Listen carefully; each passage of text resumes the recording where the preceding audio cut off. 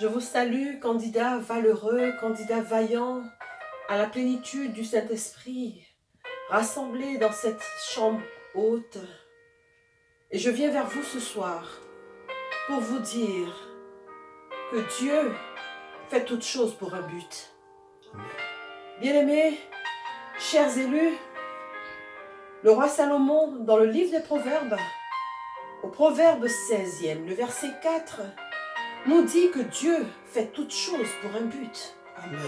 Et quand on connaît le but de sa vie, on ne se dévalorise pas, on ne se rabaisse pas, on ne se perd pas. On comprend que notre présence sur terre n'est pas une erreur. On comprend que notre présence sur terre n'est pas un hasard. Amen. Et qu'elle ne se résume pas à la rencontre de deux individus. Ce soir, rentre avec moi dans la chambre de ton cœur et inscris en lettres d'or que le but ultime de ta vie, c'est la rencontre avec Jésus-Christ de Nazareth. Amen. Bien-aimés, nous œuvrons par le travail, nous œuvrons par nos réalisations. Nous avons des enfants, nous avons des maisons, nous avons des biens que nous laisserons sur cette terre. Le but de ta vie, c'est la rencontre avec Dieu. Amen.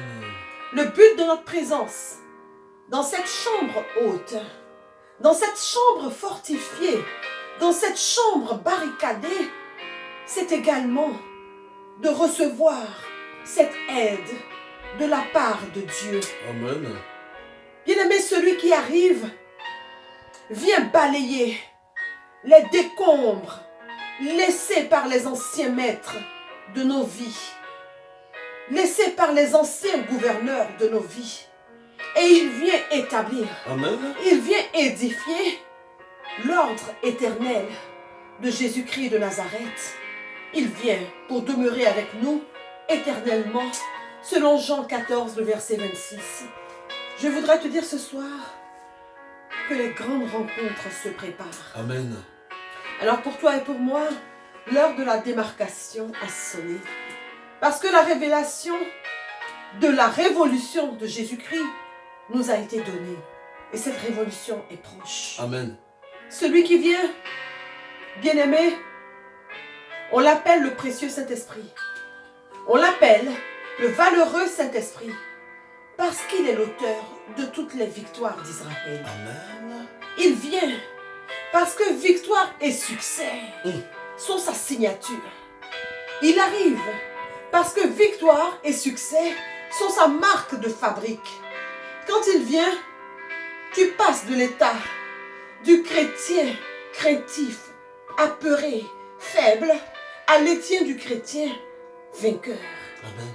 Bien-aimé, Élie, Josué, Gédéon, Moïse, Jésus-Christ, Paul et Pierre l'ont côtoyé, ils l'ont connu, ils ont opéré par lui et ils ont vu le plan divin Amen. de satiété et de stabilité se déployer sous leurs yeux. Je déclare que succès et victoire sont à ta porte. Alléluia. Bien-aimé, si tu crois qu'il est l'auteur de toutes les victoires d'Israël, en cette Pentecôte 2020, tes yeux verront la gloire de Dieu. Amen. Si tu crois par le précieux Saint-Esprit, tes mains construiront ce qu'elles n'ont jamais réussi Amen. à construire Alléluia. en cette Pentecôte 2020.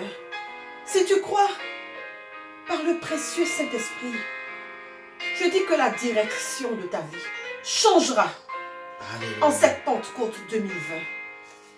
Je voudrais que tu t'unisses à moi dans cette prière pour que nous soyons démarqués, pour que nous saisissions cette heure de démarcation, afin que le Saint-Esprit fasse de nous des vainqueurs pour marcher sur les serpents et les scorpions qui ont investi son temple, qui ont envahi nos vies, qui ont infiltré nos songes, Amen. qui se sont invités illégalement dans nos vies et qui nous font demeurer au sol.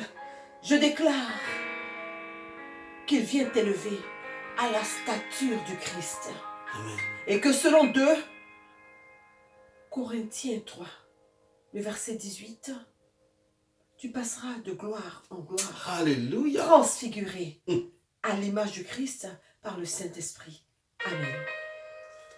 Bien-aimés fils et filles Zoé, mon cœur bouillonne de joie et d'allégresse. Alléluia. Car je suis avec toi que j'aime dans la chambre haute, avec celui qui nous a aimés le premier. Amen. Alléluia. Amen. Oui, pendant ce temps de chambre haute, nous sommes attirés de niveau en niveau pour atteindre ce que Jésus a prévu quand il disait en Jean au chapitre 12 au verset 32, et moi, une fois élevé de terre, j'attirerai à moi tous mes enfants. Amen.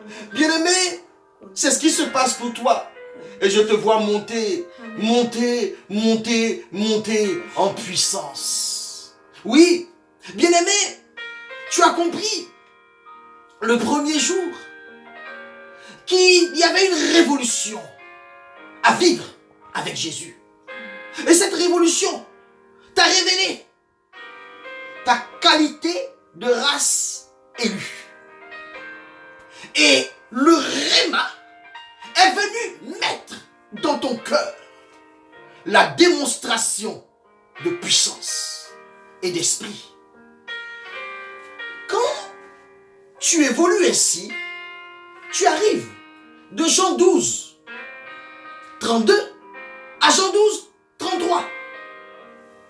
Il parlait ainsi de la manière dont il allait mourir. Oui, l'élévation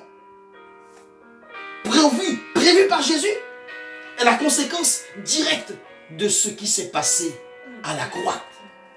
Lorsque Jésus est mort, le rideau du temple s'est déchiré. Je veux te parler du dévoilement. Oui, je veux te parler de cela. Il est important pour toi de comprendre qu'il n'y a rien qui ne soit caché, qui ne devra être révélé. Rien de secret qui ne sera connu.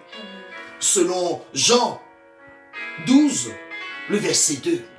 Oui, bien-aimé, le manque de Saint-Esprit crée en nous une situation de questionnement permanent. Il y a des questions qui demeurent sans réponse dans nos vies, concernant notre intimité, concernant notre vie de relation, concernant notre travail, concernant nos traditions, concernant nos coutumes. Oui, toutes ces questions demeurent sans réponse. Et cela constitue des zones d'ombre de nos vies, de nos existences, que le feu de la chambre haute doit visiter aujourd'hui et maintenant. Oui, la lumière doit jaillir dans les ténèbres de nos existences pour que ce qui est caché soit révélé. Oui, bien-aimé, tu as besoin, j'ai besoin de l'esprit supérieur. Comme Daniel, en Daniel 6, le verset 3. Oui, parce que si tu n'as pas cela, c'est Osée 4, le verset 6 qui te guette. Le peuple de Dieu périt faute de connaissance. Oui, bien-aimé, 80% de ce manque de connaissance est un manque de révélation. Et ce manque de révélation conduit à un état de déliquescence, un état d'amertume, de régression et de dépression et de fuite en avant. Je déclare que ce n'est pas ton cas parce que tu es à la bonne place. Tu es à la chambre haute. Alléluia.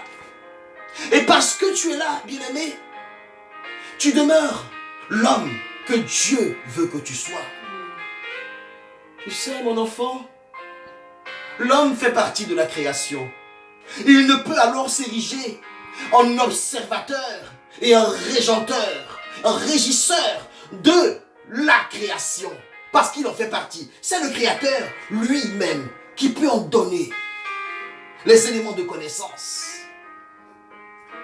Cela veut donc dire qu'il demeure des choses qui te seront cachées toute ta vie. Mais je déclare que tu sauras ce que tu dois savoir. Amen. Alléluia. Amen. Voilà la révélation pour toi aujourd'hui. Bien-aimé, il y a des choses que tu dois savoir par rapport à ta vie humaine, par rapport à ta vie spirituelle. Et cela, le Seigneur va te le donner. Le Seigneur également permet de dévoiler les choses cachées dans le royaume des ténèbres. Vol, larcin, escroquerie, sorcellerie, les masques doivent tomber au nom de Jésus-Christ de Nazareth. Alléluia. Bien-aimé, bien-aimé, il est important pour toi que ce qui cache trois choses soit dégagé aujourd'hui. Il est important que la puissance de dévoilement s'abatte sur trois vérités cachées de ta vie et de ma vie. La première vérité que l'homme cache, c'est la vérité du témoignage chrétien. Oui, l'homme a peur par scrupule, et je dis par scrupule et par convenance, de témoigner qu'il est chrétien. Oui, je déclare que cette vérité du témoignage, que tu le veuilles ou que tu ne le veuilles pas, va aujourd'hui éclater au nom de Jésus-Christ de Nazareth. La deuxième vérité qui doit éclater, bien-aimé, c'est la vérité vis-à-vis de Dieu. C'est la transparence totale que toi et moi devons avoir vis-à-vis de Dieu. On ne ment pas à Dieu. On ne berne pas Dieu. Jérémie 17, le verset 10, nous dit que Dieu connaît toutes choses, bien-aimés. Et il rétribue chacun selon les actes qu'il pose. Alors, tu ne peux pas te cacher à Dieu. Encore moins à son serviteur. Parce que c'est l'esprit de ce Dieu-là même qui anime le serviteur de Dieu. C'est la deuxième chose qui ne doit point être cachée. La troisième chose, souvent, dépend de l'environnement. Il y a un manque crucial de justice dans la vie de l'homme. Il y a des circonstances qui font que ton droit est piétiné. Je déclare qu'aujourd'hui, ces choses-là vont être révélées totalement. Oui, bien-aimé, tu vas prier avec moi. Seigneur Jésus, j'ai besoin aujourd'hui de ta puissance maximale de révélation. Qu'elle s'abatte sur moi, sur les fondements de ma vie, qu'elle me burine à l'intérieur et à l'extérieur, en ton nom puissant, Jésus-Christ de Nazareth. Je m'assois prophétiquement et physiquement sur le psaume 36, le verset 6, qui dit ceci. Ta justice se lèvera comme le jour, et ton droit comme le plein midi. Père Céleste, j'appelle aujourd'hui le bouillonnement de feu dans tous les recoins de mon existence où ma justice a été enterrée. Fais-la revivre, Père, par le feu de ton esprit. J'appelle un dévoilement intérieur afin que plus jamais je ne me cache à toi. J'ai besoin de toi. C'est toi mon essentiel.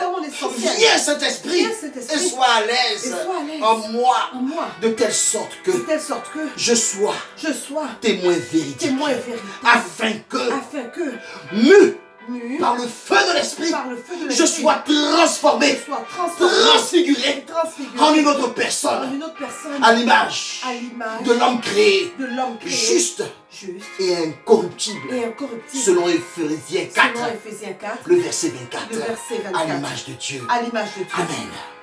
Que Dieu te bénisse, mon enfant. Alléluia.